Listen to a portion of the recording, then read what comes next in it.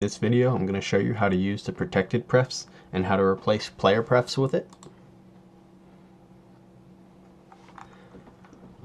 So here's a method that I use for saving things to ProtectedPrefs. And here I use setting PlayerPrefs up. So you can notice set int, set float, set double, set long. It's just like how you have in PlayerPrefs. We have set int, set float, and set string. In PlayerPrefs, the only values you have available to you are int, float, and string.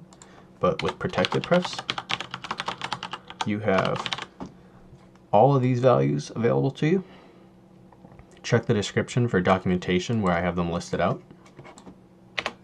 And of course, you can save with ProtectedPrefs the same way you would save with PlayerPrefs. As you can notice, I can actually just one for one replace them if I want to.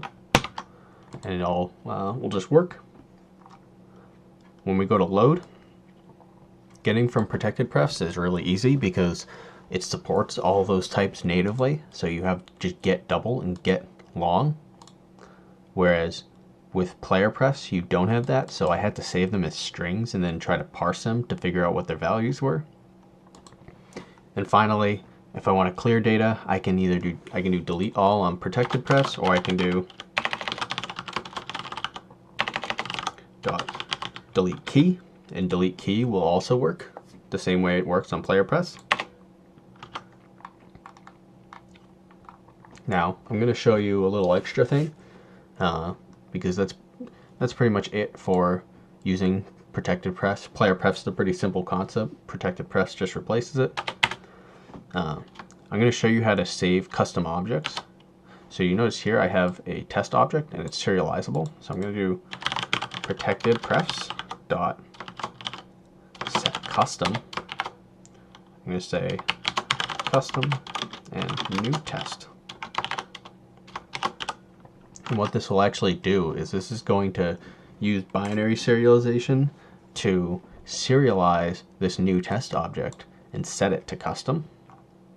And I can actually see that if I go to here and I restart this.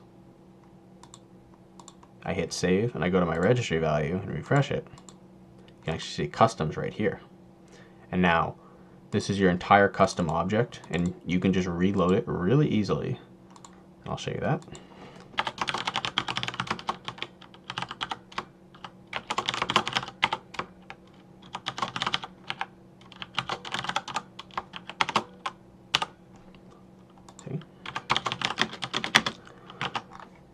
As simple as that. Just get custom, you give it the type, and it's key.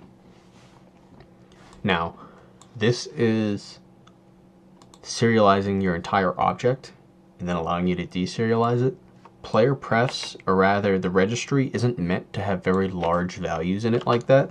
If you have a very large and complicated object, take some time and do some research to think how big you want to be putting for values into the registry. It's really not meant to save like the state of an entire world and putting it in there. There are other ways that you can do that, like saving them to like a file and then loading that, or I would look for other routes. But if you have small objects like that, it can be super convenient to just be able to save them and be done with it. Thanks for watching. Check the description for documentation on other parts of ProtectedPrefs and ProtectedVariables.